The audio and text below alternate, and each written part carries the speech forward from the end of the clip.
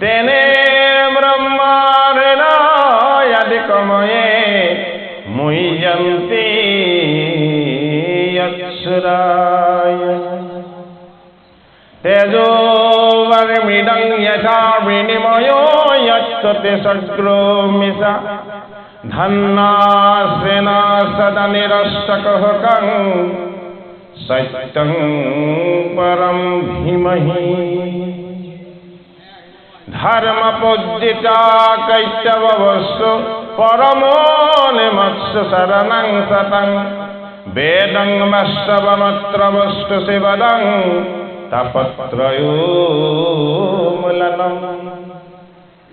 श्रीमद्भागवते महामुनि कृते किंवा पररीश्वरः सद्रुहृदि अवरुद्धते यस्य कितिवे सुसुवे तत्क्षणात् निगमाकल्पतरो गलितं फलं सुकामुकमृतदभ संयुतं पीयता भगवतं रसमलयं मुहुर्मुहुरसिका भुवि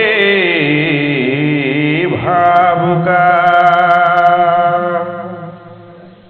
प्रहलादर हरिभक्तिर শ্ৰেষ্ঠতা প্ৰতিপাদনৰ পৰা আমি আৰম্ভ কৰিছোঁ সপ্তম স্কন্ধৰ কিফালো গুৰুমূৰ্তি ভকত বৈষ্ণৱ বামমানৱ সমস্ত আপোনালোক সমস্তজনক পুনৰ আমি ভক্তিপূৰ্ণ সেৱা জনাই আপোনালোকৰ আজ্ঞা আৰু আশীৰ্বাদ লৈ আমি ভাগৱতৰ সপ্তম স্কন্ধৰ পাঠ আৰু পৰ্যালোচনাৰ কাৰণে আগবাঢ়িছোঁ। কৃষ্ণ ও কেতিখনে পৰে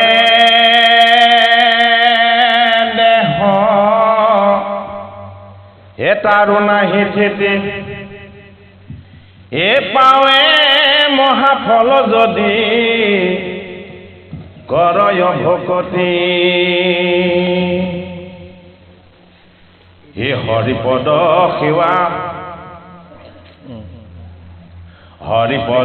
সেৱা মাত্ৰ কাৰ্য পুৰুষৰ এ সবাৰে আত্মাশ্ৰয়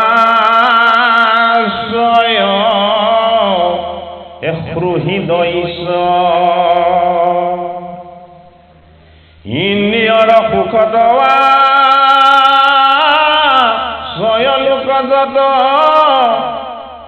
এ যত্ন নকৰিলে পায় দৈব্যৰ বলত এ যেন দুখ হব যত্ন এবিনে আশী হয় অতেন মতে সুখু আশী হে আপুনি মিলা এতেকে সুখক লাগি নলাগে প্ৰয়াস যত আয়ু সবে হয় বিফলে বিনাশ হে ৰাম বিষয় সেৱ সেবি নপায় হে হৰিৰ চৰণ হে হৰি ভজিলেহে হোৱে হে ভয় নিবাৰণ হে দেখিয়া সংসাৰ ভয় বুদ্ধিমন্ত জন হে হৰিৰ সেৱাক লাগি হে কৰো যত এ যাবে নৰ দেহ এইটো বিপত্তি নযায় এ আয়ু ব্যয় ক্ষয় বাবে এ সোণা সমুদ্ৰাই এ পুৰুষৰ আয়ু শত এ বৰিষ সাক্ষাৎ এ তাহাৰ অৰ্ধেক যায় এ বিফলে নিদ্ৰা এ বিংশতি বৰষ যায় এ বালক জ্ঞাত হে ৰাম বুদ্ধিটো বংশতি যায় হে বৃদ্ধটো বংশতি যায় হে জৰা অৱস্থাত হে জীৱা অৱশেষ আয়ু হে থাকয় জোৱাত সেও কামে কোধে লোভে হে যায় অজ্ঞান যদি বোলা যোৱা কালে গৃহাসক্ত হৌক এ পাছে বিৰকতে কৰে হে মুখ্য পাইবে লোক এ তাক নপায় শুনা এ সাক্ষাৎ প্ৰমাণ এতেকে কুমাৰে কালে এ ভজা ভগৱান এ কোনন পুৰুষে আগে এ হুয়া গৃহাসক্ত এ কোনন পুৰুষে এ পুত্ৰ ভাৰ্যা ধনে জনে এ হুয়া আসক্ত এ উজিত অন্যীয় স্নেহ এ পাশে বন্দী হুয়া কেন মতে আপোনাক এ নিবেকতৰীয়া এ কেন মতে অৰ্থ তৃষ্ণা এৰিতে পাৰয় অপানটো কৰিয়া যাক হে প্ৰিয় মানিছ হে পিয়াৰৰ শস্য সংগ মধুৰ বচন সুহৃদৰ স্নেহ শিশু পুত্ৰ পত্নীগণ বৃদ্ধ পিতৃ মাতৃগৃহ হে দৈব্যবৃত্তি হয় একো মতে ইটো হে এৰণ নযায় হে সকামে কৰয় নানা দেৱতা পূজন তাৰ অৰ্থে কৰে হিংসা তাৰ অৰ্থে কৰে প্ৰাণী হিংসা সৰ্বক্ষণ হয় ইন্দ্ৰিয়ৰ সুখ যিটো কৰে বহুমান হে তাৰকে নমতে হয়ব হে বিৰকতি জ্ঞান হে কুটুম্ব পোষিতে হোৱে হে বহুমিত্ৰ ক্ষয় বিষয় অপমত্ত মৰে হে তাক নজানয় হে নানা তাপে সদায়তা পিত দেহ হয় তথাপি বিৰক্ত নোহে হে কুটুম্বৰ নয় হে বিত্তত কৰিছে যাতে নিত্য হেনমতি দেশে জানি পৰি পৰবৃত্তি হে হৰয় দুৰ্মতি হে যেন মতে অজ্ঞজনে হে সংসাৰে পৰয় হে পণ্ডিত সকলো জানা হে তেন মতে হয় হে এতেকে বিষয় দত্ত সংগ পৰিহৰি হে পৱ নাৰায়ণ কভ জীৱ যত্ন কৰি সপ্তম স্কন্ধত প্ৰহ্লাদ চৰিত্ৰ মূলতঃ সপ্তম স্কন্ধৰ মূল কথাখিনি প্ৰহ্লাদৰ জন্ম হিৰণ্যকশিপুৰ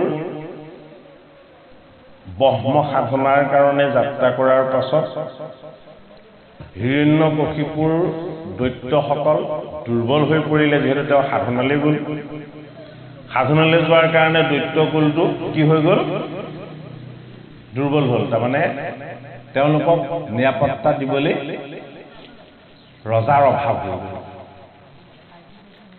সেইটো সময়তে সুযোগ ল'লে কোনে দেৱতাসকলে ভাগৱত শাস্ত্ৰত দুটা বস্তুৰ দুটা শক্তিক সদায় দেখুওৱা হৈছে এটা হ'ল দৈৱ শক্তি দৈৱ শক্তিটো দৈৱ বৃত্তিযুক্ত দেৱতাসকল আৰু এটা হ'ল আসুৰী শক্তি বা আসুৰী বৃত্তি আসুৰী বৃত্তিসকল হ'ল দৈত্য একমাত্ৰ ভাগৱত শাস্ত্ৰ যি শাস্ত্ৰত দৈত্যকো দেৱতাতকৈ উত্তম কৰি দেখুওৱা হৈছে এনেই দেৱতা বুলি ক'লে আমি ভাল বুজো দৈত্য বুলি ক'লে আমি বেয়া বুজো হয়নে বাৰু ভাগৱত শাস্ত্ৰত দৈত্যকো দেৱতাতকৈ উত্তম কৰি দেখুওৱা হৈছে দেৱতা হ'ল সাধনাৰ প্ৰতীক দৈত্য হ'ল সাধনাৰ পৰা আঁতৰ হৈ সদায় তমগুণত বাস কৰি থকা তত্ত্বৰ প্ৰতীক ভাগৱতৰ সপ্তম স্কন্ধত দৈত্যৰ এটা বিৰাট ডাঙৰ ঘটনা দেখুৱাইছে যে দৈত্যই মায়া মোহ ৰাগ দেহ সমস্তখিনি ত্যাগ কৰি ব্ৰহ্মময় সাধনাৰ কাৰণে যাত্ৰা কৰিছে কোনে হিৰণ্যকশিপুৰ তাৰ আগতেই হিৰণ্যাক্ষক বধ কৰিলেই ভগৱন্ত প্ৰভুৱে পৃথিৱী উদ্ধাৰ আগতেই এজনক ভগৱন্ত প্ৰভুৱে বৰাহ ৰূপেৰে বধ কৰিলে আৰু অন্যজন এই বৰাহ ৰূপী বিষ্ণুক প্ৰতিশোধ ল'বৰ কাৰণে বহুত শক্তি সামৰ্থ্য লাগিব জানে এইটো কথা যে বিষ্ণুৱে যেতিয়া মোৰ ভাতৃ হিৰণ্যাক্ষক বধ কৰিলে গতিকে ইয়াৰ প্ৰতিশোধ যদি মই ল'বলৈ হয় তেতিয়াহ'লে মই সাধাৰণ সাধনা কৰিলে নহ'ব দেহ আত্মা বিবেক সমস্তখিনিক মই অতিক্ৰম কৰি আত্মা পৰমাত্মাৰ পৰম শক্তিৰ লগত মই একত্ৰ হৈ যাব লাগিব সেইটো কাৰণে ব্ৰহ্মাৱৰ্তত গৈ এদিন দুদিন এবছৰ দুবছৰ নহয় হিৰণ্যকশিপুৱে তপস্যা কৰিলে সহস্ৰ বছৰ এই সহস্ৰ বছৰ হিৰণ্যকশিপু যেতিয়া তপস্যাত বহিল দৈত্যসকল তেওঁ তপস্যাত বহি যোৱাৰ কাৰণে দুৰ্বল হৈ পৰাৰ সুযোগ লৈ দেৱতা ইন্দ্ৰ আদি দেৱতাসকলে গোটেই দৈত্যৰ ৰাজ্য চব লম্ব বন্ধ কৰাত লাগি গ'ল দুটা বস্তু আমাৰ লগত আছে সদায় বিৰাজমান হৈ আছে ঈশ্বৰে আমাক জন্মসূত্ৰে তিনিটা বস্তু দি পঠিয়াইছে সত ৰজ তম তিনি গুণময় তিনিটা বৃত্তি এই তিনিটা বৃত্তিৰ যদি ভাৰসাম্য অৱস্থাত যদি আমি অৱস্থান কৰাই ৰাখিব নোৱাৰো আমাৰ মনৰ মাজতে সদায় দুটা দ্বন্দ্ব চলি থাকে এটা দ্বন্দ্বত দৈৱ গুণবিলাকে সদায় ভাল কামৰ ফালে ভাল চিন্তাৰ ফালে ভাল পথৰ ফালে আমাক টানিব বিচাৰে আৰু এটা শক্তিয়ে আমাক ভালৰ পৰা আঁতৰ কৰি সদায় বেয়াৰ ফালে নিব বিচাৰে ভাগৱতৰ সপ্তম স্কন্ধত প্ৰহ্লাদ চৰিত্ৰত আমাৰ লগত থকা আত্মাৰ শক্তিকণৰ কিমান ডাঙৰ শক্তি আছে তাক অনুভৱ কৰাব বিচাৰিছে আমাৰ লগত থকা ঈশ্বৰৰ আত্মা শক্তিকণ কিমান শক্তিশালী সেইটো অনুভৱ কৰাবৰ কাৰণে সপ্তম স্কন্ধৰ এই যি প্ৰহ্লাদ চৰিত্ৰত আমাৰ লগত থকা যিবিলাক ইন্দ্ৰিয় বাসনা ভোগবিলাক আনন্দ ইত্যাদিবিলাক এইবিলাকক দমন কৰি ৰাখিব পৰাটো মানৱৰ কাৰণে বৰ জটিল কাম এটা দৈত্যৰ কাৰণে বাৰু জটিল হ'ব দেৱতাসকল সত্ত্বগুণী দৈত্যসকল তমগুণী এটা তমগুণী দৈত্যই সাত্বিক সাধনা কৰিবলৈ যেতিয়া গ'ল ইন্দ্ৰই ভাবিলে এই সুযোগতে ইহঁতক একেবাৰে শেষকে বধ কৰিব লাগিব তেতিয়া কি কৰিলে দৈত্যসকলৰ ঘৰ দুৱাৰ যত যিমান আছিলে চব অগ্নি সংযোগ কৰি জ্বলাই দিলে এই কয়াধু গৰ্ভাৱতী হৈ থকাৰ কাৰণে নাৰীক বধ কৰিব নাপায় আৰু তাতে গৰ্ভাৱতী কি কৰিব লাগিব যে এই কেতিয়াই বধ নকৰোঁ এই সন্তানটো যেতিয়া জন্ম হ'ব সন্তানটোৱে সৈতে একেলগে বধ কৰিব এই বুলি ইন্দ্ৰই বান্ধি কয়াধুক টানি টানি নি আছে তেনেকুৱাতে আহি আগবেদি ধৰিলেহি কোনে দেৱঋষি নাৰদে তিনিটা বস্তু আমাৰ লগত সদায় আছে এটা দৈব্য শক্তিটো কাৰ লগত থাকে আমাৰ জীৱটোৰ লগত থাকে এটা আত্মা শক্তিটো ক'ত থাকে দেহ আৰু জীৱ এই দুইটা লগত থাকে আৰু এই আত্মা শক্তিটো সদায় জাগ্ৰত কৰি কিহে ৰাখে বিবেক বিচাৰ আৰু বুদ্ধিয়ে এই বিবেক বিচাৰ আৰু বুদ্ধিটোৱে হ'ল কি দেৱঋষি নাৰদ যেতিয়া আমি আধ্যাত্মিক দৃষ্টিৰে এই সপ্তম স্কন্ধৰ এই কথাখিনিক যদি আমি ভালদৰে চাওঁ যে বেয়া কাম এটা কৰিবলৈ যোৱাৰ পথত ইন্দ্ৰ হ'ল আমাৰ মন ইন্দ্ৰই যেতিয়া বেয়া কাম কৰিবলৈ যাব তেতিয়া তাক বাধা দিব কোনে আমাৰ ভিতৰত থকা বিবেক বুদ্ধিয়ে এই বিবেক বুদ্ধিটোৰ নামেই হ'ল কি সেই সময়ত দেৱঋষি নাৰদ বিবেকৰ শক্তিটো বৰ ডাঙৰ শক্তি নাৰদে কি ক'লে যে তুমি এওঁক কোনো কাৰণত বধ কৰিব নোৱাৰা ইন্দ্ৰক ক'লে যে হে ইন্দ্ৰ তুমি এই দেৱীগৰাকীক যে আনিছা এই গৰ্ভত যিটো সন্তান আছে এইটো সাক্ষাৎ ঈশ্বৰ ই মহাভাগৱত ইয়াক জুয়ে পুৰিব নোৱাৰে জলে তিয়াব নোৱাৰে বায়ুৱে শুকুৱাব নোৱাৰে ইয়াক কোনেও একো কৰিব নোৱাৰে বোলে কি ই মহাভাগৱত ই ঈশ্বৰৰ অংশ তুমি এই আৰু এওঁক এৰি দিয়া যদি তুমি এওঁলোকক নি তুমি এনেকে অন্যায় কৰিম বুলি ৰাখা তোমাৰ গোটেই দেৱতা কুল শেষ হৈ যাব অশস্ত সৰ্ববিক্ষানম দেৱৰ্ষি নাম সনাৰদ গন্ধৰ্বনাম চিত্তৰাধো সিদ্ধি নাম কো বিনো মুনি গীতাৰ দশম যুগ বিভূতি যুগত ভগৱান কৃষ্ণই অৰ্জুনক কৈছে যে বিৰিখবিলাকৰ মাজত মই হলো অস্বস্থ বিৰিখ আহত বিৰিখ অস্বস্থ সৰ্ববিখ্যানাম দেৱঋষি নামছ নাৰদ দেৱঋষিসকলৰ মাজত মই হলো কোন নাৰদ গন্ধৰ্ব নাম চিত্ৰৰথ গন্ধৰ্বসকলৰ মাজত মই হলো চিত্ৰৰথ আৰু সিদ্ধসকলৰ মাজত ময়েই কপিল ভগৱান ইন্দ্ৰই ভয় খালে কেতিয়া ভয় খালে যে দেৱঋষি নাৰদ ঈশ্বৰ কৃষ্ণৰ অংশ অৱতাৰ এওঁ যিটো কয় সেইটো সত্য শুদ্ধ আৰু সেইটো সফল যে এওঁ বাক্যটোক সন্মান কৰি মই বেয়া কাম এটা কৰিম বুলি যদিও কয়াধুক আনিছিলো গৰ্ভাৱতী অৱস্থাত এওঁক মই এৰি দিয়াই ভাল হ'ব বুলি নাৰদৰ চৰণত সেৱা কৰি ক'লে যে এওঁক মই আনি এতিয়া আলৈ আতনি কৰি কেনেকে কি কৰোঁ আপোনাকেই এতিয়া দায়িত্ব দিলোঁ দেৱঋষি নাৰদে কয়াধুক নিজৰ আশ্ৰমলৈ নি নাৰদে কি কৰে নাৰদে হাতত দিব্য বীণা লৈ ভগৱন্তক কৃষ্ণৰ গুণ কীৰ্তন কৰে দুটা বস্তু ইয়াত দেখুওৱা হৈছে সপ্তম স্কন্ধত যে পুত্ৰ যদি ভাল বস্তুৰ ভাগ পাব লগাৰ যদি কেনেবাকে ব্যৱস্থা হয় পিতৃয়ে সাধনা কৰিব লাগিব কনচিভ হোৱাৰ পাছৰ পৰাই যদি পিতৃয়ে মদ ভাং খাবলৈ আৰম্ভ কৰি দিয়ে সি ভিতৰত থাকিলেও বাহিৰৰ ক্ৰিয়াটোৱে তাত কাম কৰি থাকিব সেইটো কাৰণে ল'ৰা ছোৱালী বেয়া হোৱাৰ কাৰণে অকল ল'ৰা ছোৱালীক দুখ দিলেই নহ'ব যদি সতি সন্তান বেয়া হৈছে ভাগৱত দৃষ্টিয়ে আমি চাইছো আমি বেয়া কাম নিজে কৰিছোঁ আমি বেয়া চিন্তাৰ নিজে গৰাকী হৈ লৈছোঁ যিটো কাৰণত আমাৰ সতি সন্তান বেয়া হ'বলৈ গৈছে সতি সন্তানবিলাক কিহৰ চিন আমাৰ নিজৰ চিন মোৰ ছবিটোৱে মোৰ সন্তানৰ ছবি মানে বাৰু তাক আমি বেয়া কৰিবলৈ শিকাই নিদিলেও আমাৰ ক'ৰবাত ত্ৰুটি বিচ্যুতি হৈ গৈছে যিখিনিৰ প্ৰভাৱত তাৰ কিবা এটা বেয়া আহিছে ভাগৱত শাস্ত্ৰত দৈত্য কুলত জন্ম হোৱা হিৰণ্যকশিপুৱে সহস্ৰ বছৰ সাধনাত যেতিয়া বহি গ'ল তেওঁ ভাগ্যাৰ গৰ্ভলৈ স্বয়ং ঈশ্বৰ নাৰায়ণ আহি গ'ল কি ৰূপত আহিলে প্ৰহ্লাদ ৰূপত আহিলে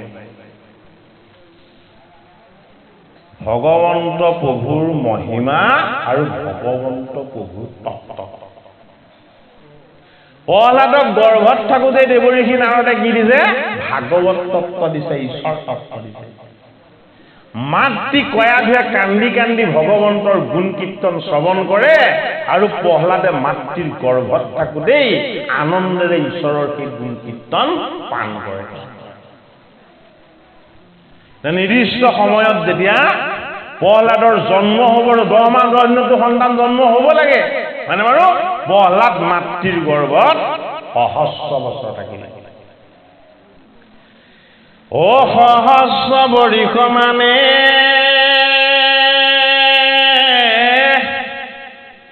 আছিল যোগ ধ্যানে হে আখি তুমি পুছিলাই আমাক হে গাৱে ভস্ম জটা ধৰি হে অনেকত পইচা কৰি আৰু তুমি আৰাধা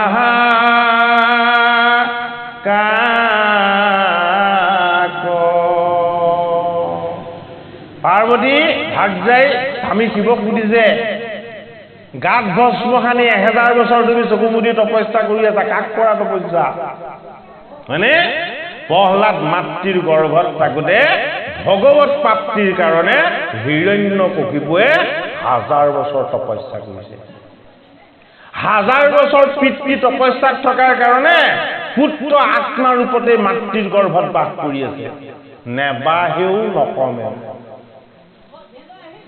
মানে বাৰু জীৱবিলাক পৰমাত্মাৰ পৰম তত্ত্ব অংশ এই জীৱৰ লগত ঈশ্বৰৰ শক্তি সামৰ্থ্য সমস্তখিনি থাকে যদি জীৱ সাধনময় হয় তেতিয়াহ'লে সেই সাধনাৰ ফলৰ পৰা কেতিয়াও বঞ্চিত নহয় মহাবৈষ্ণৱ শিৱৰ সহস্ৰ বছৰৰ সাধনা অষ্টম স্কন্ধত গজেন্দ্ৰৰ সহস্ৰ বছৰৰ যুদ্ধ হিৰণ্যকশিপুৰ সহস্ৰ বছৰৰ তপস্যা ভাগৱত শাস্ত্ৰই আমাক এইবিলাক জনাইছে কিয় জনাইছে আমিও জনমে জনমে যুগে যুগে ঈশ্বৰ সাধনা কৰাৰ যাতে সুযোগ এটা পাওঁ আমিও যাতে ঈশ্বৰৰ পুণ্যৰ ভাগ লাভ কৰিবলৈ আমি যত্নপৰ হওঁ প্ৰহ্লাদ মাতৃৰ গৰ্ভত থাকোঁতেই ইফালে পিতৃৰ সাধনা ইফালে দেৱঋষি নাৰদৰ কৃপা এই সমস্তখিনি অমৃত তত্ত্ব যেতিয়া তেওঁ প্ৰাপ্ত হৈ গ'ল তে কি হ'ল জন্ম হোৱাৰ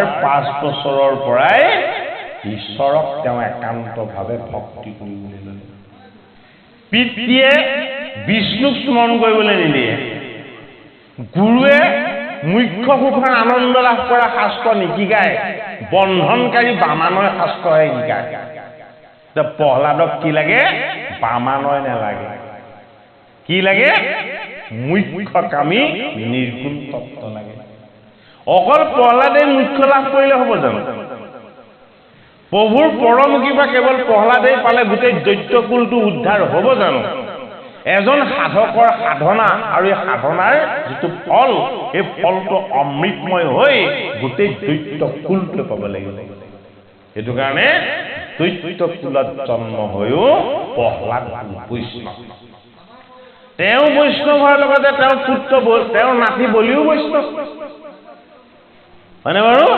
গতিকে উচ্চ বংশত জন্ম হ'লেই যে ভাল হ'ব ভাগৱত শাস্ত্ৰই কৈছে এইটো কোনো ধৰণৰ নিশ্চয়তা নাই বংশানুক্ৰমিক যিটো আমি বনাই লোৱা নিয়ম সেই নিয়মটো ঈশ্বৰ সাধনা বান্ধ খাই থকা নাই য'তেই ত'তেই জন্ম নহওক কিয় যদি জীৱই শুদ্ধ সংস্কাৰ সৎসংগ আৰু ভগৱত চিন্তনৰ গৰাকী হ'ব পাৰে তেতিয়াহ'লে তেওঁ নিজকেই এই জীৱনৰ জড় বন্ধনৰ পৰা মুক্ত কৰি ল'ব পাৰিব ভাগৱত শাস্ত্ৰই সদায় নিজক মুক্ত কৰিবলৈ শিকাইছে দেই বেলেগক মুক্ত কৰিবলৈ শিকোৱা নাই ভগৱতী নিজে কৰিব লাগিব কাৰ কাৰণে নিজৰ মংগলৰ কাৰণে যিদৰে আমি নিজে খালেহে আমাৰ ভোক পিয়াহ গুচিব ঠিক সেইদৰে আমি নিজে একান্ত চিত্তে ভগৱন্তক উপাসনা কৰিব লাগিব আৰু ভগৱন্তক শৰণ লৈ আমি ভগৱন্তক বুজিব লাগিব সেইটো কাৰণে ভাগৱত শাস্ত্ৰই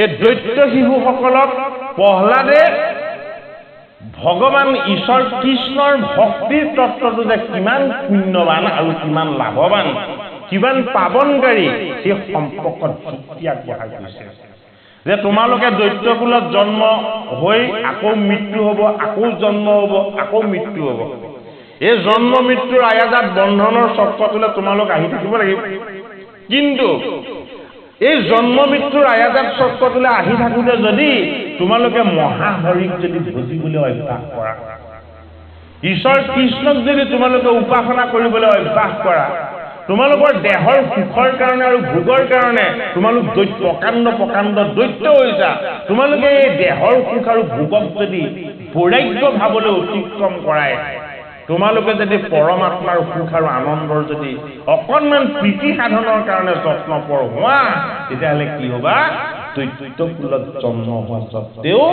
তোমালোক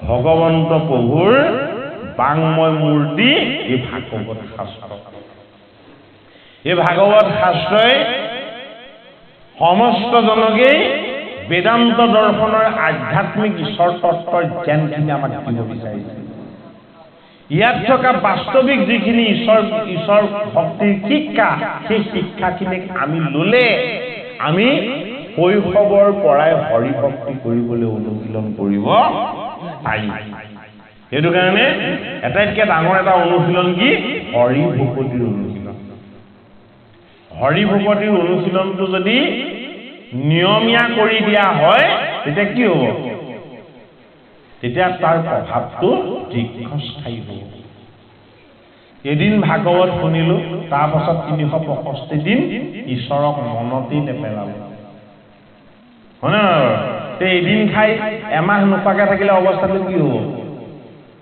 এনেকুৱাই সেইটো কাৰণে প্ৰহ্লাদে দৈত্যসকলক জানে যে এওঁলোকে ভোগ বিলাস আনন্দ সংসাৰ এইবিলাকত বেছি দৃষ্টি দিয়ে এওঁলোকে ঈশ্বৰ সাধনাত সময় দিব নিবিচাৰে সেইটো কাৰণে সমস্ত দৈত্য শিশুকেইটা একেলগে কৰি গোটাই প্ৰহ্লাদে বুজাইছে যে মই মাতৃৰ গৰ্ভত থাকোঁতেই দেৱঋষি নাৰদৰ সান্নিধ্য লাভ কৰি ঈশ্বৰ ভক্তিৰ শ্ৰেষ্ঠতা আৰু তাৰ পৰা লাভ কৰিব পৰা যিখিনি পুণ্য এই পুণ্যখিনিৰ বিষয়ে মই অনুভৱ কৰিব পাৰিছোঁ আৰু মই নিজেতো উদ্ধাৰ হ'লে নহ'ব মই মোৰ গোটেই বংশটোক উদ্ধাৰ কৰিব লাগিব সেইটো কাৰণে গীতাৰ বিভূতি যুগত ভগৱান কৃষ্ণই কৈছে যে দৈত্য কুলত মই হ'লো প্ৰহ্লাদ ভগৱন্ত প্ৰভুৰে ৰূপ এইটো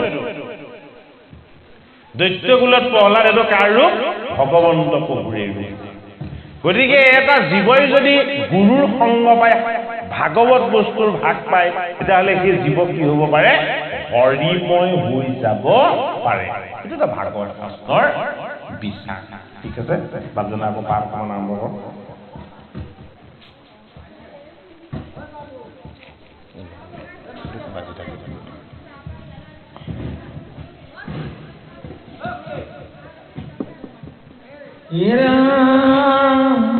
ইটো সংখ্যা কদা সিটো নলৈ বা মনত বিস্তৰ প্ৰয়াস নাই হৰি ভজনৰ সকল প্ৰাণীৰে আত্মা থাকে সমস্ত এতেকে সবাতো প্ৰীতি কৰিও সতত অপুৰ স্বভাৱ মনে এৰা বিদূৰত দেখিও কবাকো দেৱ সমস্তে ভূতত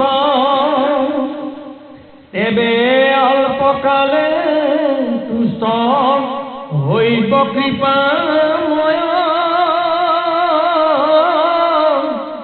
হৰি তুষ্ট ভৈলে কিছু অশুভনো হয় ধৰ্মৰ কাম মুখ্য অনায়াসে পায় তথাপি ভক্তৰ তাত অভিলাষ নাই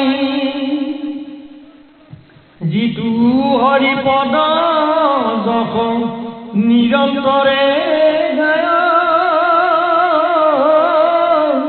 পৰম আনন্দ ৰস লভয় সদায় যদি বোলা স্বৰ্গ আদি মহাফল বেদ বাক্য বুলি আকৌ কৃষকক ইহাৰ উত্তৰ এক মনে শুনি কৰ্ম পৰ সকামিয়া ছয়জত লোক তাৰ হেতু বেদে নিৰূপয়না কৰ্ম হৰি ভকতিকে বেদৰ নিজ ধৰ্ম ইটো মহাজ্ঞান কথা বেদ নাৰায়ণ নাৰদৰ আগে পূৰ্বে কৈলা নিৰূপণ একান্ত ভক্তৰ পদ ৰেণু যিটো লয় পৰম ৰহস্য জ্ঞান হাততে মিলয় নাৰদে কৃপায়ে মোক সেই জ্ঞান দিলা হেন শুনি দৈত্য শিশু গণে উপুচিলা প্ৰহ্লাদে দৈত্য শিশুসকলক কৈছে যে তোমালোকে একান্ত চিত্তে মহাহৰিৰ চৰণ উপাসনা কৰা ভগৱন্তৰ স্তুতি আৰু উপাসনা তোমালোকে কৰিবলৈ যত্ন কৰা তোমালোকৰ এটা ধাৰণা আছে যে বেদে কৈছে যে জন্ম হৈ জীৱই ধৰ্ম অৰ্থ কাম আৰু মোক্ষ এই চতুৰ্বৰ্গ সাধন কৰিলেহে জীৱন সফল হয় ধৰ্ম অৰ্থ কাম আৰু মোক্ষ এই চতুৰ্বৰ্গ জীৱই জন্ম হলে সাধন কৰিব লাগে বুলি বেদে কৈছে এতিয়া প্ৰহ্লাদে কৈছে যে মই দেৱঋষি নাৰদৰ কৃপাত এই কথাটো জানিলো যে বেদত যিটো মত আছে তাতকৈও এটা শ্ৰেষ্ঠ মত আছে ক'ত বেদান্ত দৰ্শন যিটো বেদৰ অন্তিম ভাগ বুলি কোৱা হৈছে যিটোক শ্ৰীমদ ভাগৱত বুলি কোৱা হৈছে যে তাক কি কোৱা হৈছে যে জন্ম হৈ জীৱই যদি কেনেবাকে হৰিৰ চৰণ যদি একান্ত চিত্তে ভক্তি কৰিবলৈ পায় হৰিৰ চৰণত যদি একান্ত চিত্তে শৰণ ল'ব পাৰিছে মহাহৰিক যদি ভজি আনন্দিত হ'ব পাৰিছে সেইজনৰ ধৰ্ম অৰ্থ কাম আৰু মোক্ষ এই চাৰিটা বস্তুত দৃষ্টি নাথাকে কিয় এই চাৰিটা বস্তুত দৃষ্টি নাথাকে যে হৰি ভকতিটো ইমান শ্ৰেষ্ঠ বস্তু যে ই মুখ্য সুখৰ আনন্দতকৈও বেছি শ্ৰেষ্ঠ মাধৱ মহাপুৰুষে নামঘোষা কি বুলি লিখিছে এই মুকুটিতে জীয়া জপে সনক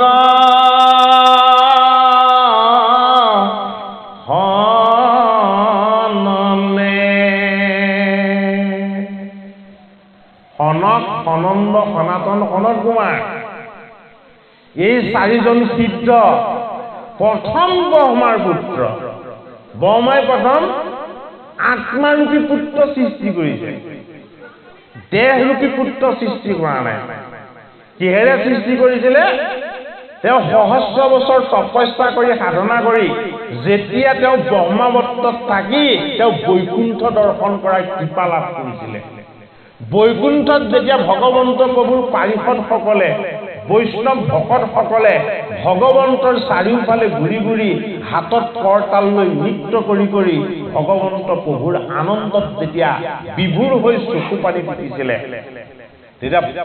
তেতিয়া সেই বৈকুণ্ঠৰ আনন্দ দৰ্শনৰ বেলিকা সৃষ্টিকৰ্তা ব্ৰহ্মাই নিজে এটা কথা ভাবিছিলে।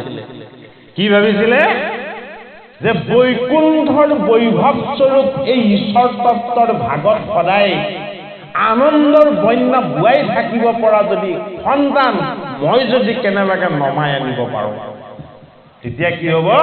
মোৰ সৃষ্টিখন মংগলময় হ'ব। এইটো কাৰণে চালে যে তেনেকুৱা সন্তান দেহেৰে আনিব পৰা নাযায়। দেহত কি আছে? দেহত 3 অহংকাৰ আছে। 3 অহংকাৰত থকা দেহত কি থাকে? 24 তত্ত্ব থাকে। আৰু 24 তত্ত্বত 10 ইন্দ্ৰিয়ত 10 বিকাৰ, 11 ইন্দ্ৰিয়ত 11 বিকাৰ, পঞ্চভূতত 5টা বিকাৰ, মুঠ 16টা বিকাৰ দেহত থাকেই। সেইবাবে তেওঁ কি কৰিলে? মানস সৃষ্টি কৰিলে। মানস মানে ভাৱ, চিন্তা, বুধ, আত্মা আৰু উপলব্ধি।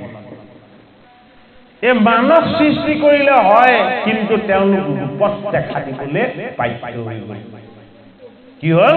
5ম বছৰৰ শিশু হ'ল। তেওঁলোক বস্ত্ৰ পৰিধান নকৰা দিগম্বৰ হ'ল। বৈকুণ্ঠৰ পাৰিষদসকলে যিদৰে কেৱল সামবেদৰ মন্ত্ৰৰে ভগৱন্তৰ নাম গুণেৰে ভগৱন্ত বিষ্ণুক উপাসনা কৰে, এই 4জনেও কেৱল ভগৱন্ত বিষ্ণুক উপাসনা কৰে। এতিয়া কি হ'ল? তেওঁলোক মুখ্য সুখৰ আনন্দত সদায় ৰমণ হৈ থাকে। তাৰ পাছতো তেওঁলোকে কি কৰে? হৰি ভকতিৰ সাৰটো পাবৰ কাৰণে মুখেৰে কেৱল হৰি গুণ কীৰ্তন কৰে, ভাগৱত কীৰ্তন কৰে।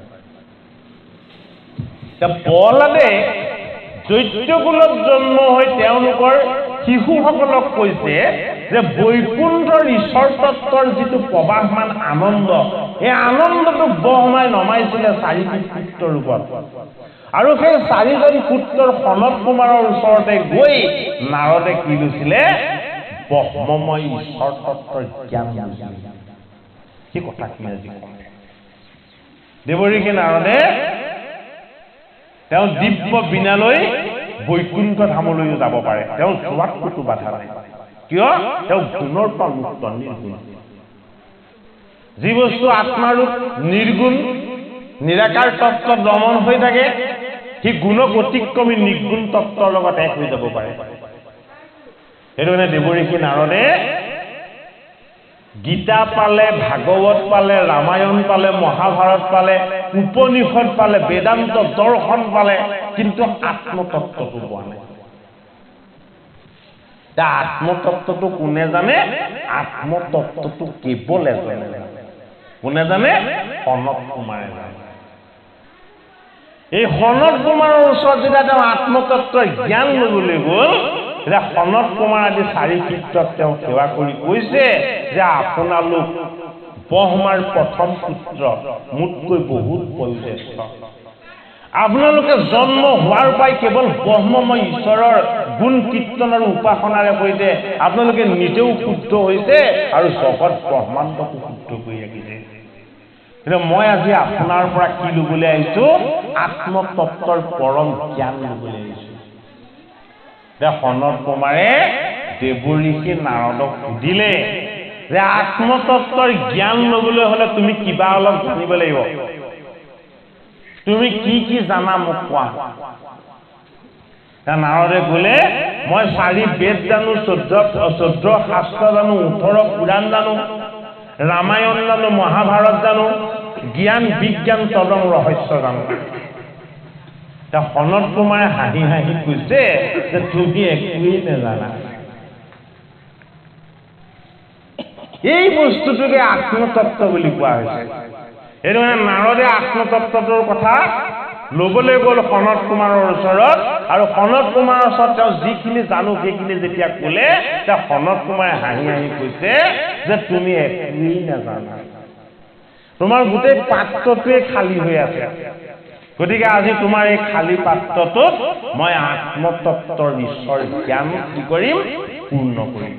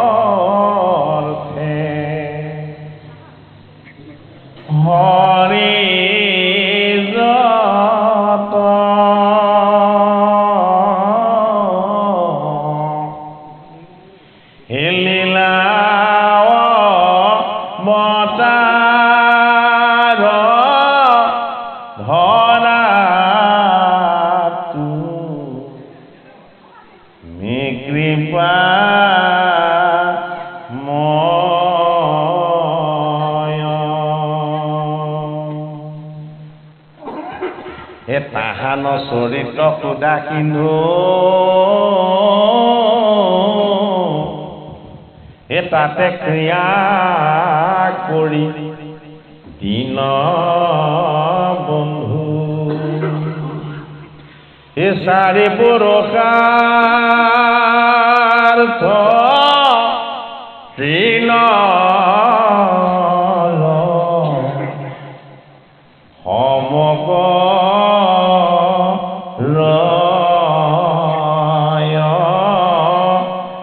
চাৰে পুৰষাৰ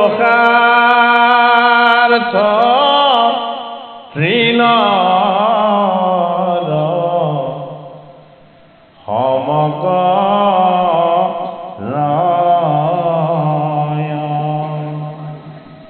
নাৰদৰ লগত আত্মতত্বৰ জ্ঞান গোটেইখিনি আছে, নাৰদে নাজানে। কিয় নাজানে? গুৰুৰ ওচৰত তেওঁ সেইখিনি বস্তুৰ লগত পৰিচয় হৈ লোৱা নাই। যেতিয়ালৈকে আত্মতত্বৰ ঈশ্বৰিক জ্ঞানৰ পৰিচয় গুৰুৱে কৰাই নিদিব, তেতিয়ালৈকে সেই বিদ্যাৰ কেতিয়াও ফল লাভ নহয়। সেই বিদ্যাই কেতিয়াও ক্ৰিয়া নকৰে।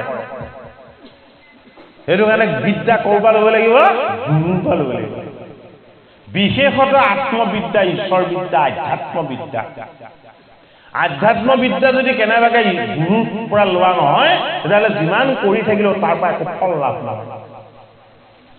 দেৱঋষি নাৰদে এই কথাটো জানে যে মই গোবিন্দৰ গীত গাই গুণ গাই গোটেই জগতক শুদ্ধ কৰি মই বৈকুণ্ঠ ধামত গৈ হৰিৰ চৰণ দৰ্শন কৰাই কৃপা লাভ কৰোঁ, কিন্তু মই এজন শুদ্ধ গুৰুৰ অভাৱত মই আত্মতত্বৰ পৰম বিদ্যানো কি মই এইটোকে জানিব পৰা নাই।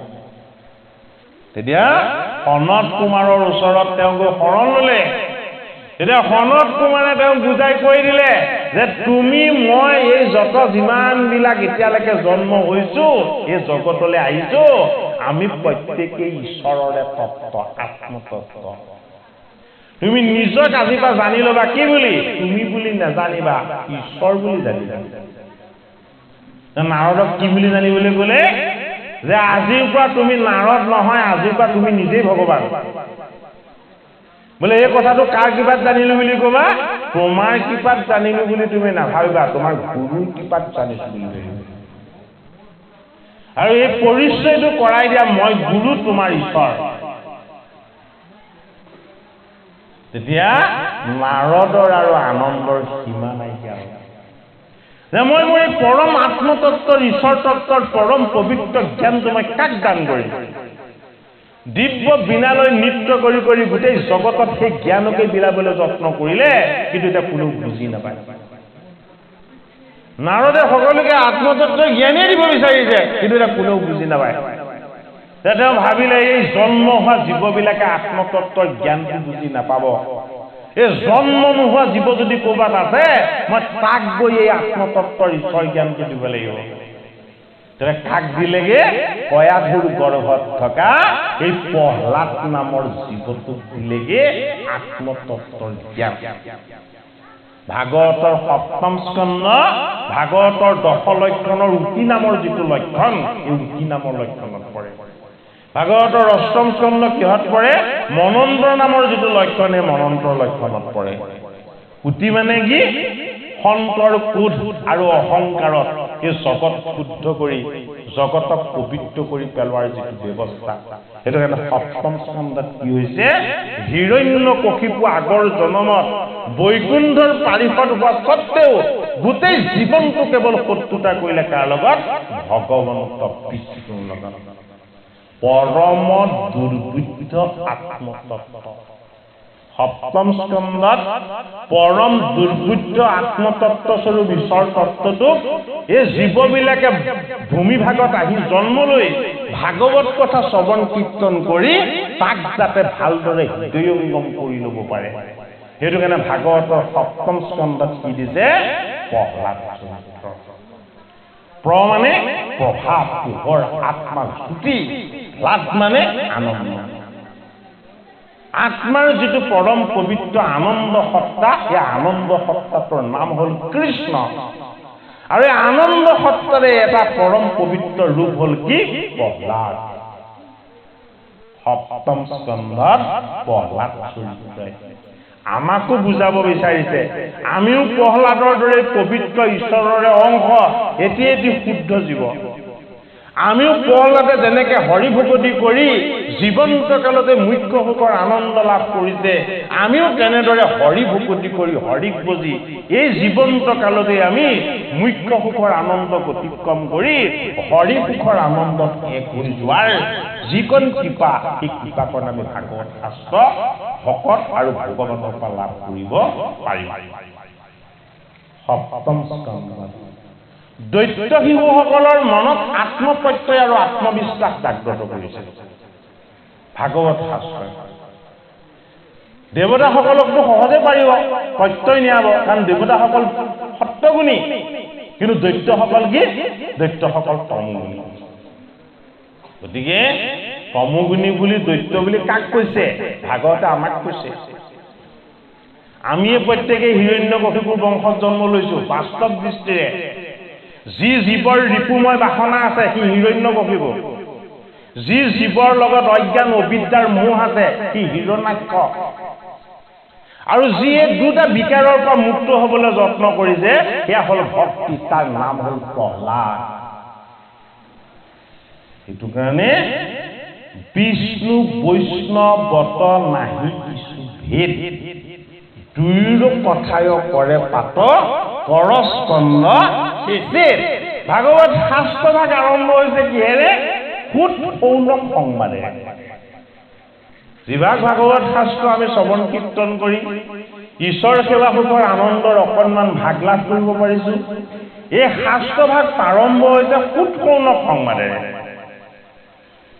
ভাগৱত মূলতঃ মধ্যলৈ নামিছে কাৰ মুখে শুকৰ মুখে শুক মুখাদমৃতদৱ সংগতম প্ৰিয়ত ভাগৱতং ৰসমলয়ং মুহুৰ্মুহুৰ্চিকা ভূমিভাৱতা এই ভূমিভাগলৈ ভাবুকসকলৰ কাৰণে ভগৱন্তক ভাল পোৱাসকলৰ কাৰণে ভগৱন্তক ভজি নিজে উদ্ধাৰ হ'বলৈ যত্ন কৰাসকলৰ কাৰণে এই ভাগৱত শাস্ত্ৰ নমাই আনিছে কোনে ব্যাসনন্দন শংকৰদেৱে শুকদেৱৰ মুখপত্ৰে ভাগৱত পাইছিলে কোনে সুতমুনিয়ে উগ্ৰসভা সুত এই উগ্ৰসভা সুতত ২৮,০০০ ঋষিয়ে গৈ চৰণত চুই সেৱা সৎকাৰ কৰি তেওঁলোকৰ নৈমিষ ক্ষেত্ৰলৈ নিমন্ত্ৰণ কৰি আনিছে কিয় নিমন্ত্ৰণ কৰি আনিছে যে আমি খবৰ পাইছো আমি কলিকিত মলৰ পৰা নিজক মুক্ত কৰি ৰাখিবৰ কাৰণে বেদৰ যি ব্যৱস্থা যজ্ঞ কৰা আমি ১০০০ বছৰ যজ্ঞ কৰিলো ১০০০ বছৰ যজ্ঞ কৰি দাড়ি চুলি চব ধোঁৱা বৰ্ণ কৰিলো মোৰ লগত কি হ'ল আমাৰ একো লাভ নহ'ল বাজি গাই পঢ়াৰ নিচিনা হ'ল এই যজ্ঞ কৰি সমাপ্ত কৰি 1000 বছৰ কলি আমাৰ ওচৰলৈ নাহক বুলি আমি কলিক বাধা দি ৰাখিবলৈ যত্ন কৰি থাকোঁতে আমি সাৰ পালো, গম পালো বোলে কি পাণ্ডৱৰ নাতি পৰীক্ষিতে তৰুণ কালতেই হৰিক ভজি মুখ্য সুখৰ আনন্দ লৈ বৈকুণ্ঠলৈ গুচি গ'ল। গতিকে আমাক আৰু এতিয়া স্বৰ্গ সুখ নালাগে। যজ্ঞ কৰি যি স্বৰ্গ সুখ কামনা কৰি আমি খন্তেকীয়া সুখৰ আশাত যি মোহভংগ হৈ আছিলো, এই মোহৰ বন্ধনৰ পৰা আমি এটা মুক্ত হ'ব বিচাৰো। সেইটো কাৰণে কি কৰিলে নৈমিষ ক্ষেত্ৰলৈ সূতক মাতিলে। সূতক মাতি নি গুৰুৰ আসনত বহুৱাই সৌনকাদি সহস্ৰ ঋষিয়ে যেতিয়া ভাগৱত শুনিম বুলি ইচ্ছা কৰিছে, তেতিয়া সূতক ঋষিসকলে কৈছে আমি প্ৰথমতে এতিয়া বিষ্ণুৰ কথা নুশুনো।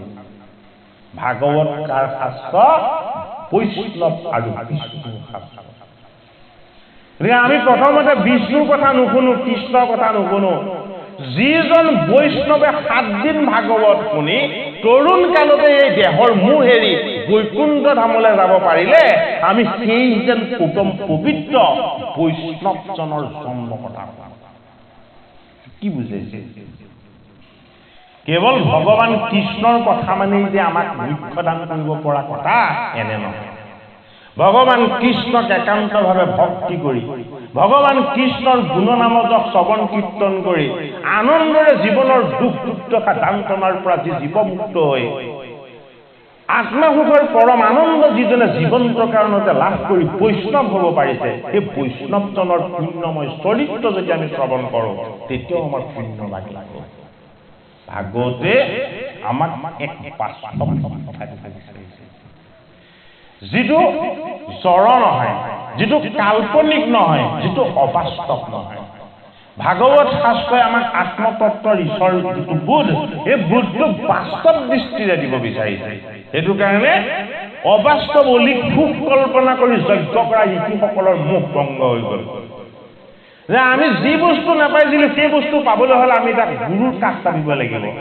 সূতক আনি গুৰুৰ আসনত বহুৱাই সূতক যেতিয়া তেওঁলোকে স্তুতি কৰি গ'লে যে পৰম পবিত্ৰ কৃষ্ণৰ চৰিত্ৰ এতিয়া আমাক পান কৰা। সূতমুনিয়ে কি বুলি কৈছে? হে ঋষিসকল, আপোনালোক মোতকে বহুত বয়োজ্যেষ্ঠ। আপোনালোকে বহুত যুগ ধৰি কেৱল ঈশ্বৰৰ সেৱাৰ নামত আপোনালোকে যজ্ঞকে কৰি আহিছে। আপোনালোক পৰম পবিত্ৰ পাত্ৰ।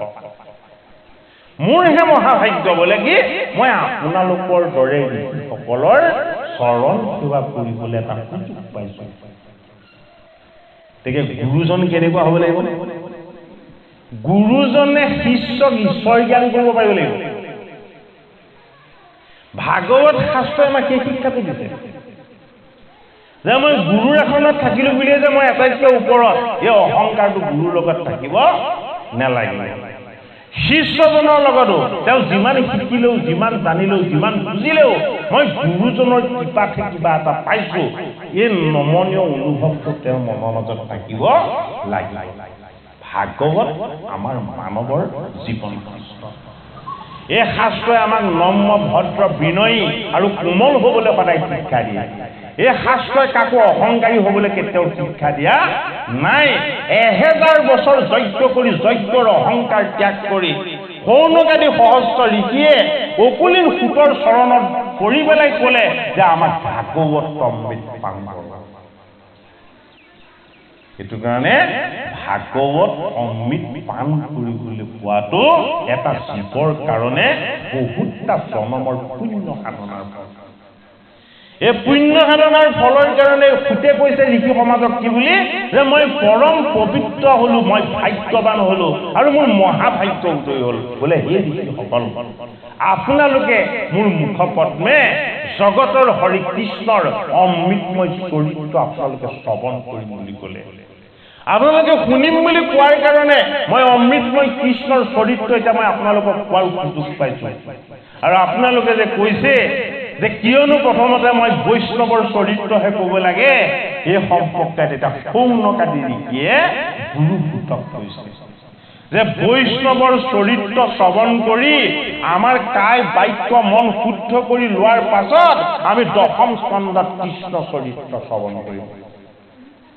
আমাৰ যেতিয়া প্ৰসংগ কৰে।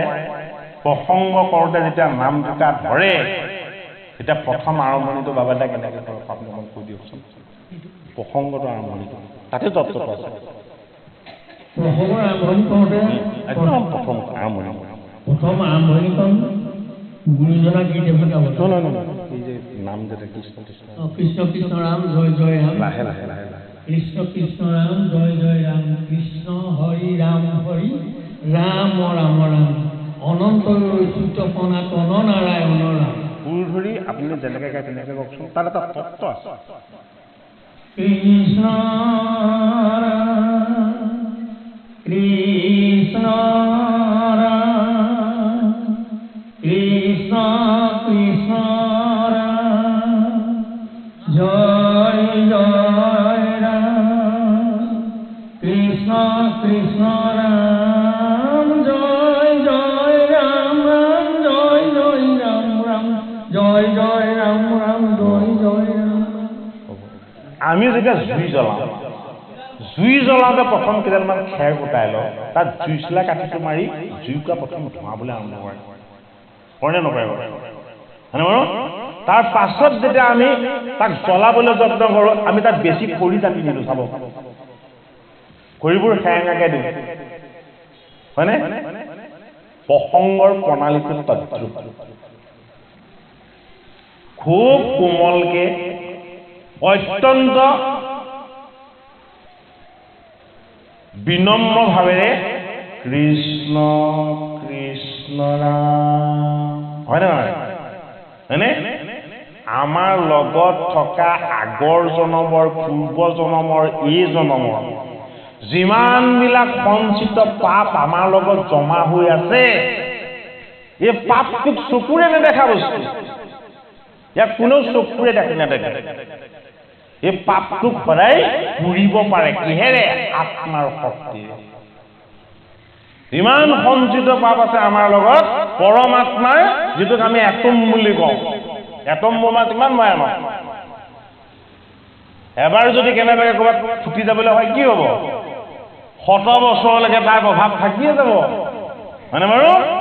ভগৱানৰ মংগলময় নাম, গুণ, যশ আৰু লীলা আত্মাৰ শক্তিৰ সমান শক্তিশালী। এই নাম যদি কেনেবাকে নিৰ্দিষ্ট তাল, মান, লয়, লাখ, সুৰ, জংকাৰত যদি কেনেবাকে নাম প্ৰকাশ হৈ যায়, তেতিয়াহ'লে কি হ'ব? তাত পুণ্যৰ প্ৰবাহ হ'ব, ধুমুহা হ'ব। অপবিত্ৰ পাপবিলাক তাত কি হ'ব?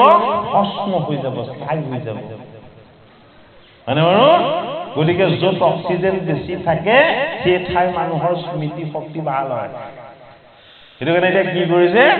ছাষ্টেইনেবল ডেভেলপমেণ্ট কনচেপ্টটো গোটেই বিশ্বই আনিছে, বহনক্ষম উন্নয়ন নাম, যাতে আমাৰ স্মৃতি শক্তিৰ ক্ষতি নোহোৱা পৰিৱেশ এটাত আমি সদায় বসবাস কৰিব পাৰোঁ, হয়নে বাৰু?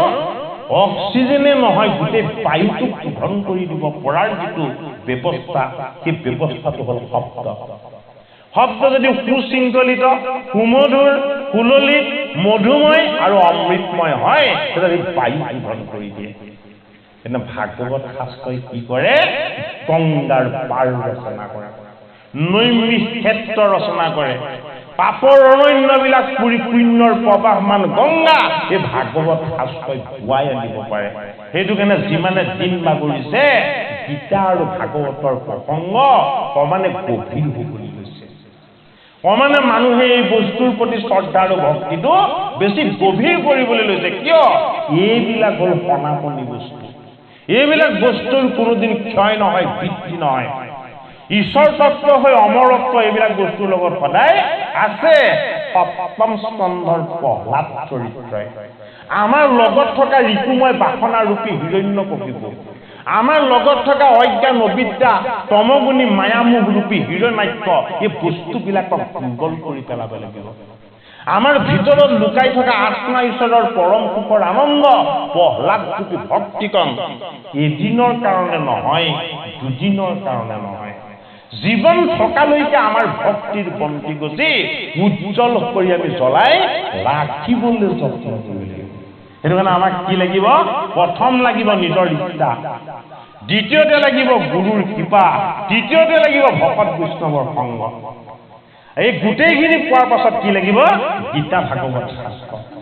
আগতীয়াকে শাস্ত্ৰ নহয়, প্ৰথম সংগ, সৎসংগ।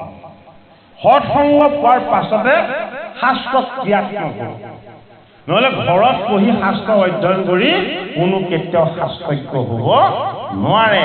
ভকতৰ সংগত, গুৰুৰ কৃপাত, ভগৱানৰ আশীৰ্বাদতে শাস্ত্ৰ বিজয়ী হ'ব পাৰিব। ভাগৱত গ্ৰন্থ বিৱৰিত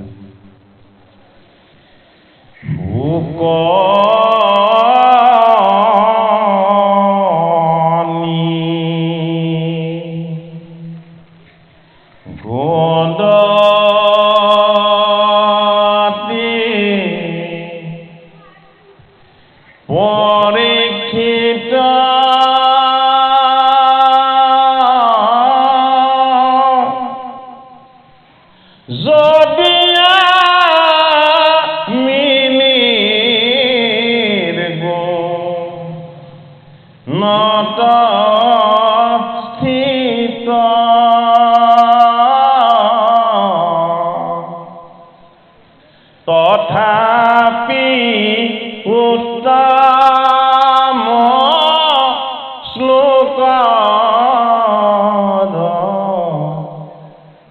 মহিমা গুণে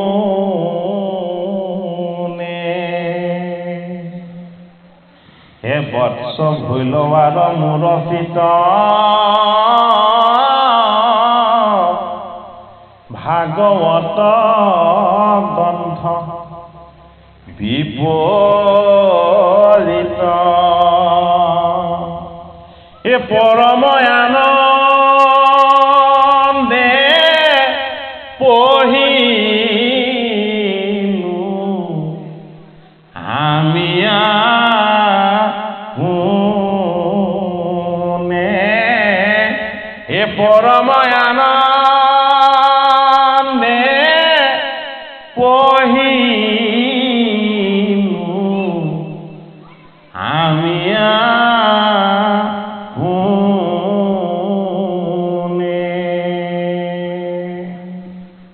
সুকে ভাগৱতৰ দ্বাদশ স্কন্ধত অন্তিমত পৰীক্ষিত নিগতি কৰিছে যে মই তোমাক সপ্তম দিৱস আজি হ'ল, মই তোমাক ভাগৱত ক'লো। মই কোৱা ভাগৱত তুমি শ্ৰৱণ কৰি তোমাৰ মনৰ সংশয়খিনি সম্পূৰ্ণ দূৰ কৰি ল'ব পাৰিলে? কথাখিনি শুনিব দেই, কাৰণ ভাগৱত তুমি যদি আমি ঘৰলৈ যাওঁতে খালী হাত লৈ যাওঁ তেতিয়াহ'লে একো লাভ নহ'ব। মানে বাৰু ভাগৱত শ্ৰৱণ কীৰ্তন কৰি আমি হৃদয়ত ঈশ্বৰৰ ভক্তি লৈ যাব পাৰিব লাগিব। সেইটো গুৰুৰ কিবা। গুৰুজনে জানে যে পৰীক্ষিত সম্পূৰ্ণৰূপে কৃষ্ণ ব্ৰহ্ম পৰম ব্ৰহ্মত এক হৈ গৈছে, কিন্তু গুৰু হিচাপে মই তেওঁক মোৰ বাণী আকৌ পুনৰ এবাৰ ৰখাটো মোৰ কৰ্তব্য। সেইটো কাৰণে সুধিছে যে মই তোমাক সপ্তম দিৱসলৈকে ভাগৱত ক'লো, তোমাৰ মনৰ যিকেইটা সংশয় আছিলে, তুমি প্ৰথম মোক যিকেইটা প্ৰশ্ন সুধিছিলা, সেই গোটেই প্ৰশ্নকেইটাৰ উত্তৰ তুমি ভালদৰে জানিলানে? তেতিয়া পৰীক্ষিত নৃপতিয়ে শুকদেৱ ভগৱান গুৰুক কৈছে যে হে মোৰ ঈশ্বৰ, হে মোৰ ভগৱান, মই আপোনাৰ চৰণ যেতিয়াই পালো, পৰীক্ষিত নৃপতিয়ে কৈছে মই আপোনাৰ চৰণ যেতিয়াই পালো, মই তেতিয়াই মোৰ মৃত্যুৰ যি ভয় আছিলে সেই ভয়ৰ পৰা মুক্ত হৈ গ'ল। আৰু আপুনি যে মোক এই সপ্তম দিৱস ভাগৱত ক'লে, এই ভাগৱত কোৱাৰ পাছতে মই আপোনাক চিনি পালো, মই নিজক চিনি পালো, মোৰ ঈশ্বৰ মই ভগৱান কৃষ্ণক জানিব পাৰিলো, আৰু কি হ'ল মই এতিয়া ব্ৰহ্মময় হৈ গ'লো। গতিকে শুক নিগদতি পৰীক্ষিত যদি আমি নিৰ্গুণত স্থিত তথাপি উত্তম শ্লোকৰ মহিমা গুণে বৎস হইল মূৰচিত ভাগৱত গ্ৰন্থ বিপৰীত পৰম আনন্দে পঢ়িল আমি আপোনে। হে পৰীক্ষিত, তুমি আৰু মই ভিন্ন নাছিলো, তুমি মোৰ অংশ জীৱ আৰু মই তোমাৰ পিতৃ, মই পৰম পুৰুষ ঈশ্বৰ।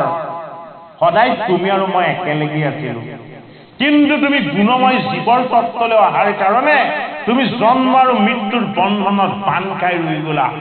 এই জন্ম মৃত্যুৰ বন্ধনৰ পৰা মই তোমাক খুলি দিয়া কামটো মই পৰমাত্মা কৃষ্ণই তোমাক কৰিব লাগিব। বোলে কিয়? অশ্বস্থামাৰ ব্ৰহ্মাস্ত্ৰৰ প্ৰহাৰত তোমাৰ মাতৃৰ গৰ্ভতে মৃত্যু হৈছিলে। সেইবাৰ মই তোমাক জীৱন নাম দি অমৃতময় কৃষ্ণই আংগুষ্ট প্ৰমাণ ৰূপত মই তোমাক গৰ্ভত থাকোঁতে দৰ্শন দিলো, আৰু এইবাৰ মই 7 দিন তোমাৰ সন্মুখত গুৰুৰ ৰূপত বহি, শুকৰ ৰূপত বহি মই তোমাক মোৰ অমৃতময় ভাগৱত শাস্ত্ৰ মই ভগৱন্ত কৃষ্ণই কৈছো। পৰীক্ষিতে কান্দি কান্দি কৈছে যে যি কৃষ্ণৰ কথা শুনিবৰ কাৰণে মোৰ জন্ম হৈছিল, যি কৃষ্ণৰ কথা শুনাবৰ কাৰণে মোক মায়ামিকৰ পাছত দৌৰাই মোক ভগৱন্ত কৃষ্ণই ঋষিৰ দৰে অভিসম্পাদৰ ভাগ দিছিল, সেইজন ভগৱান কৃষ্ণই অন্তিম সময়ত তেওঁ আৰু মই যে অভেদ্য এই অনুভৱটো মোক চকাই দিলে। গতিকে মৃত্যুৰূপী তক্ষকৰ ভয়, কালৰূপী মায়াৰ বান্ধন, হে মোৰ গুৰুজন, এইবিলাক বন্ধনত আৰু মই এতিয়া থাকিব নালাগে। আপুনিয়েই এটাতকৈ আনন্দময়, আপুনিয়েই ভাগৱত, আপুনিয়েই ভগৱান, আপুনিয়েই গুৰু আৰু আপুনিয়েই ঈশ্বৰ। আপুনি আৰু মই সদায় এক হৈ থাকিব বিচাৰোঁ। সেইটো কাৰণে পৰীক্ষিতৰ কথা নোকোৱাকে ভাগৱত পঢ়িব পৰা নাযায়, আৰু সেইকাৰণে শুকৰ প্ৰসংগ নোলোৱাকে ভাগৱত পাঠ কৰোঁ নহয়। গুৰু শিষ্য জীৱ আত্মা পৰমাত্মা এক তত্ত্ব, অভিন্ন তত্ত্ব। এই জীৱনটো আমি পঞ্চভূতৰ দেহ এটালৈ যদিও পাইছো, এই জীৱনত প্ৰহ্লাদ তুমি পৰম পবিত্ৰ ঈশ্বৰৰ ভক্তিকণ যাতে আমাৰ সদায় থাকে, তাৰ অনুশীলন কৰিবৰ কাৰণে আমি জন্ম মৃত্যুৰ এই বান্ধোনত বান্ধ খাই থকা জীৱই গীতা, ভাগৱত, কীৰ্তন, দশম, ঘোষা, ৰত্নাৱলী, এই আধ্যাত্মিক ঈশ্বৰ তত্ত্বৰ শাস্ত্ৰ আমি শ্ৰৱণ কীৰ্তন কৰি ঈশ্বৰ সুখৰ যি আনন্দই আনন্দৰ ভাগ ল'ব লাগিব। সপ্তম স্কন্ধত দৈত্য শিশুসমৰ প্ৰশ্ন, প্ৰহ্লাদৰ উত্তৰ। বালক কালৰ পৰা তোমাক আমাক সন্দামৰ গুৰু মাত্ৰ প্ৰহন্ত সবাক অন্তে কপুৰত থাকা ৰাজাৰ তনয় তোমাৰ নাৰদ সংগ কেমনে ঘটয় ইহাত আমাৰ বৰ পৰম সংশয় বিশ্বাসৰে অৰ্থে দূৰ কৰা মহাশয়। ৰজাৰ পুত্ৰ, তুমি ৰাজ কাৰেঙতে থাকা, তুমি নাৰদক ক'ত লগ পালা? তেওঁ সুধিছে। প্ৰহ্লাদে বন্ত শুনা দৈত্য শিশু ছয় জয়কানি আমাৰ পিতৃ তপস্যা কৰয় উয়ে খাইলে বুলি আতা হাৰ কলে বৰ দেবে আশী কৰিলে ক দৈত্যেৰ সমৰ দেৱৰ সমৰ ঘাৱে অসুৰ পলাইল মূৰ মাতৃ কয়া ধুক ইন্দ্ৰে লাগ পাইল এরামে ধরি আনি অন্তে আসি নারদে দেখিলা পরম কৃপায়ে তাঙ্ক এরিবে বুলিলা ইন্দ্রে বলে ইহার তরে দৈত্যেন্দ্র আছে এক পুত্র হব লোক ভয়ঙ্কর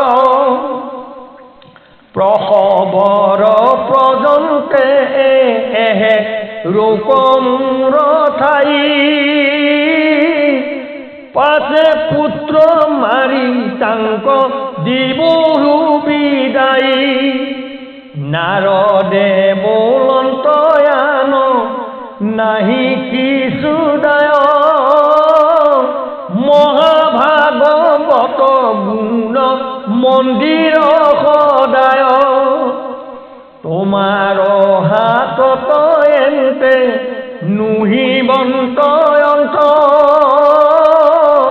অনন্তৰ অনুচৰ মহাবলৱন্ত নাৰদৰ হেন বাক্য শুনি পুৰন্দৰ